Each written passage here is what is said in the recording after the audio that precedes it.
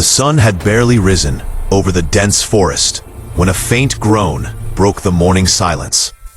Near a weathered wooden cabin at the edge of the trees, a frail old man lay sprawled on the ground, his clothes torn and stained with dirt and blood. His face, lined with decades of hardship and sacrifice, reflected both pain and a stubborn defiance that no attacker could erase. For years, he had carried the weight of battles fought far from home, of friends lost and promises kept, and now he faced a struggle he hadn't anticipated. A senseless act of violence by strangers passing through his small, quiet town. John, known to the few who respected him as a retired veteran of countless conflicts, had lived in that cabin for nearly 20 years. He had chosen solitude, not out of bitterness, but out of a need to reconcile the ghosts of his past in peace. His neighbors occasionally waved. Some brought groceries during harsh winters, but most kept a cautious distance. He had never asked for much and had given even less, his life a quiet testament to resilience and humility. This morning, though, everything was different. The groans were weaker, the fading warmth of his body a reminder that time and injury could overcome even the strongest will. His mind drifted back to his family, the son he had raised with hope and discipline, the son he trusted to carry forward the values that had guided him through wars and despair. He closed his eyes, bracing himself against the cold and the pain, praying that help would come before it was too late. It wasn't long before that help arrived. Miles down a winding dirt road, his son Daniel was on his morning run, accompanied by Rex, a large German shepherd whose eyes mirrored intelligence, loyalty, and a sense of purpose beyond mere training. Daniel had inherited his father's strength, but tempered it with compassion. From a young age, he had learned the importance of courage, not only on the battlefield, but in life itself. Rex, trained for protection and companionship, was more than a pet. He was a guardian, an extension of Daniel's instinct to defend and save. As they neared the edge of the forest, Daniel noticed a trail of disrupted leaves and broken branches. Signs of a struggle. His heart raced, an instinctive warning rippling through him. "Rex, do you see that?" he murmured, kneeling to inspect the ground. The dog's ears pricked, and a low growl vibrated from his chest.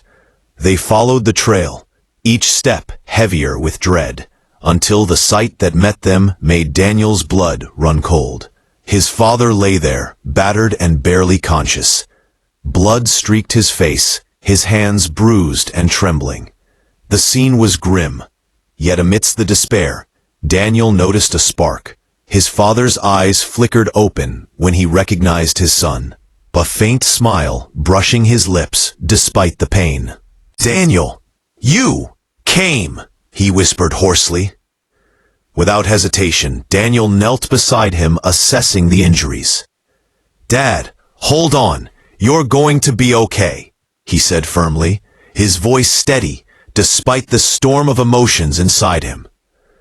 Rex immediately positioned himself protectively, growling at the empty woods as if daring any further threat to appear. With careful hands, Daniel helped his father to his feet, supporting him with strength born not only from muscle, but from love and resolve. The walk back to the cabin was slow, each step a reminder of vulnerability and survival. Inside, Daniel cleaned the wounds, applied bandages, and made sure his father was settled comfortably. As John's breathing steadied, he finally spoke, his voice a mixture of pride and vulnerability. "You don't know what it means to see you here, son. I've faced death before, but not like this. Not when it felt personal." Daniel nodded, understanding far more than words could convey. "Dad, You taught me what it means to fight for what matters, not for glory, not for recognition, but for those who depend on you. Today, it's my turn to be your strength." Word of the attack spread quickly through the small town. Some were horrified, others ashamed, realizing that they had looked the other way, while a man who had given everything for his country suffered alone. But Daniel and his father didn't dwell on anger. Instead, they focused on healing, rebuilding, and finding a way to turn tragedy into purpose. In the days that followed, something remarkable happened. Neighbors began to visit, not out of curiosity, but out of concern. Fresh groceries appeared on the porch, volunteers helped repair the cabin's broken fence, and slowly, the isolation that had once defined John's life began to dissolve. Daniel, seeing the power of community and the willingness of strangers to step forward, realized that acts of kindness could be as powerful as any weapon. Rex, ever watchful, became a symbol of loyalty, his presence a reminder that protection and care could coexist. One afternoon, as the sun dipped low and painted the sky in shades of gold, a local officer who had investigated the assault approached the cabin. "Mr. John," he said respectfully, "we caught the people responsible. They'll face justice." John nodded, not with triumph, but with relief, the burden of fear lifting from his heart. "Justice, yes, but it's the goodness of those around us that truly matters," he replied, glancing at Daniel and Rex. In the weeks that followed, John began to open up about his past, sharing stories of courage, sacrifice, and humanity with neighbors and children in the town. He spoke of the value of loyalty, the importance of compassion, and the quiet strength that comes from helping others without expecting recognition. His once isolated cabin became a place of learning, reflection, and community, a beacon of hope rising from a moment of violence and despair. The most profound transformation, however, was internal. John, who had believed himself a relic of a bygone era, discovered that life still held purpose and connection.